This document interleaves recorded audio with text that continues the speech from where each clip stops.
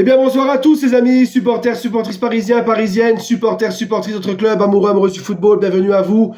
Les amis, je suis très content, très heureux de vous retrouver. Enfin, ça bouge dans le mercato du Paris Saint-Germain.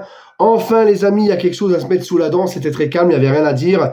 Et Kvaratskhelia, donc, la rumeur Kvaratskhelia au PSG reprend de plus belle et c'est apparemment très chaud. Donc, on va en parler, parce que vous m'avez demandé d'en parler, et bien évidemment, en plus, vous savez comment je kiffe ce joueur, je vous en parlais l'été dernier, quand ça parlait déjà de lui au PSG l'été dernier, bien évidemment que j'avais prévu d'en parler. Voilà. Avant de commencer la vidéo, les amis, je vous demanderai de me pardonner, parce que, comme vous pouvez l'entendre, j'ai la voix qui part un petit peu en cacahuète. Depuis que j'ai eu ma grippe le 16 décembre, qui m'a couché plusieurs jours, j'ai une toux et j'arrive pas à m'en débarrasser. Bon, ça va un petit peu mieux, je tousse moins, mais tu vois, je tousse et je sens que ça me brûle au niveau des bronches, pardon. Et là, depuis ce matin, j'ai une extinction de voix. Voilà, j'ai la voix qui se... hein. Bref, donc c'est des restes de la grippe. Franchement, cette année, la grippe, elle a été virulente. Moi, ça faisait longtemps qu'il n'y avait pas quelque chose qui m'avait secoué comme ça. Et sur le long terme, parce que je suis encore un peu secoué là. Vous voyez, j'ai la voix qui part en live, j'ai la toux et je suis un petit peu fatigué. Bref, les amis. Mais vous inquiétez pas, je suis assez en forme pour faire mes vidéos. Donc voilà les gars, et pardonnez-moi également si je tousse. Donc Kvaratskhelia au PSG, les amis, c'est confirmé par les médias français, c'est confirmé par les médias italiens, notamment Di Marzio et Fabrizio Romano, qui sont toujours très bien informés du côté d'Italie. Santi Aouna de Foot Mercato, qui est toujours très bien informé sur le mercato, en parle aussi, d'accord? Et là, ce qu'on sait, à l'heure où je vous parle, ce qu'on sait, c'est que Naples, enfin, s'est fait une raison et est décidé à vendre son joueur. Voilà, ils ont compris que le joueur n'était plus concerné par le projet napolitain. Ils ont compris qu'il n'allait pas prolonger son contrat et qu'il fallait passer à autre chose. Que c'était mieux pour tout le monde de passer à autre chose, mais ça, on va y revenir. Et Naples demanderait 80 millions d'euros pour son joueur. Voilà. Hein, et le joueur, et ça c'est important aussi, j'allais oublier de le préciser, le joueur veut venir absolument au PSG, et c'était déjà le cas l'été dernier. Il veut absolument venir au PSG, et que au PSG, apparemment. Voilà. Donc le PSG est en forte négociation avec Naples. Le PSG a essayé d'introduire, pour faire baisser le prix, Milan Skriniar dans la transaction. Naples n'est pas intéressé apparemment. Il souhaite un transfert sec sans mettre un joueur dans la balance. Voilà. Donc, c'est 80 millions d'euros ou rien. Moi, à mon avis, je pense sincèrement qu'il faut absolument mettre les 80 millions d'euros et aller le chercher. Alors, je sais, des gens vont me dire, mais ouais, mais Ayoub, attends, Kvaratskhelia, cette saison à Naples, c'est assez compliqué, c'est pas ça qu'est ça. Mais encore une fois, les amis, comme je vous l'ai dit, on parle d'un mec qui a été retenu contre son gré l'été dernier, qui voulait partir et qui n'a pas eu le droit de partir. Et on sait qu'en général, que ça soit à Naples, au PSG ou ailleurs, quand tu retiens un joueur, quand tu bloques un joueur contre son gré qui veut partir et que tu le bloques contre son gré, eh ben en général, c'est pas bon. Le mec sera dégoûté, le mec n'aura plus envie, le mec ne sera plus épanoui. Et je pense que c'est le cas de Kvaratskhelia. Et Kvaratskhelia, il a besoin d'aller voir ailleurs. Voilà. Parce que Kvaratskhelia, on parle d'un mec qui a une énorme qualité. On parle d'un mec qui est une référence à son poste. On parle d'un mec qui est pour moi un ailier très complet et très Luis Enrique compatible. C'est un mec qui ne ménage pas ses efforts sur le terrain, qui est partout, au four et au moulin, qui presse, qui harcèle, qui court, avec ou sans ballon. C'est un mec qui sait éliminer dans les 1 contre 1. C'est un mec qui apporte une profondeur de jeu. C'est un mec qui apporte de la percussion. C'est un mec qui est très fort et très adroit devant les cages. C'est un mec qui très bon aussi au niveau des passes et de la vision de jeu. C'est quelqu'un aussi qui est très bon pour tirer les coups de pied arrêtés. Voilà, c'est un ailier qui pour moi qui est très complémentaire. Il peut jouer à gauche, il peut jouer à droite.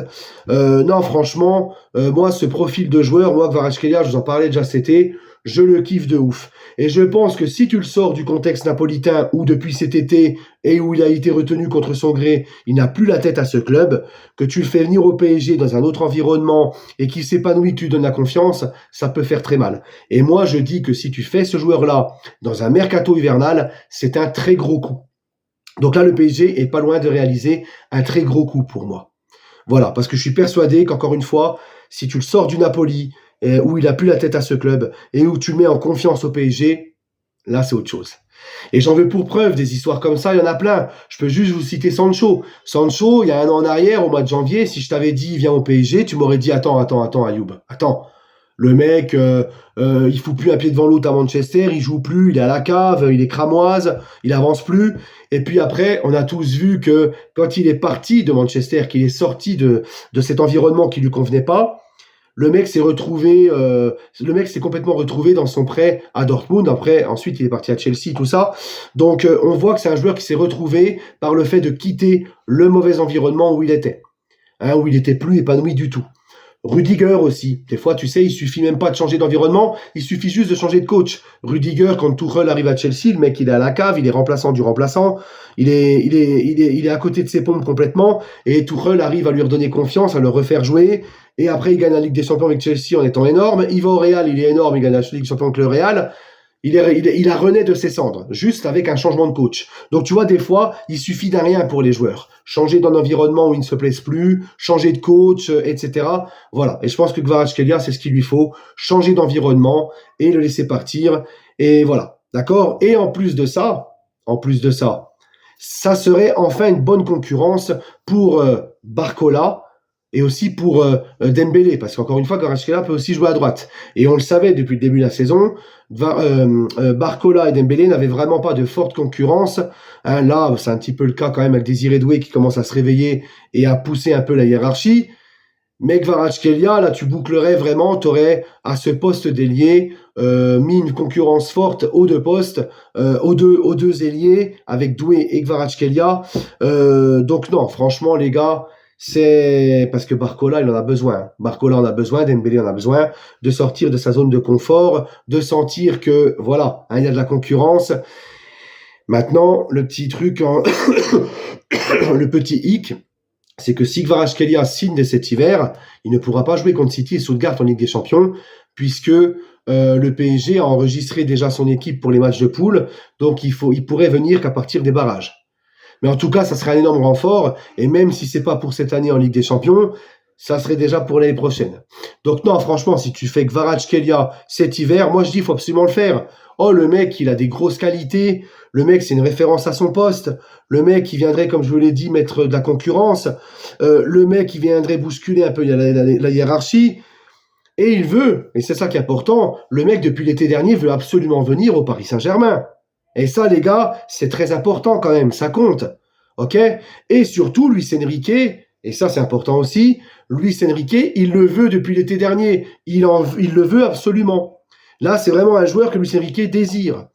Donc voilà, non, il y a tout qui est réuni pour le faire. Il faut absolument que le PSG aille faire Kvaratskhelia, même si oui, 80 millions, ça peut paraître cher. Eh ben écoute, c'est comme ça. Hein? Moi, comme je l'ai dit, mettre le prix sur des bons joueurs, ça ne me dérange pas.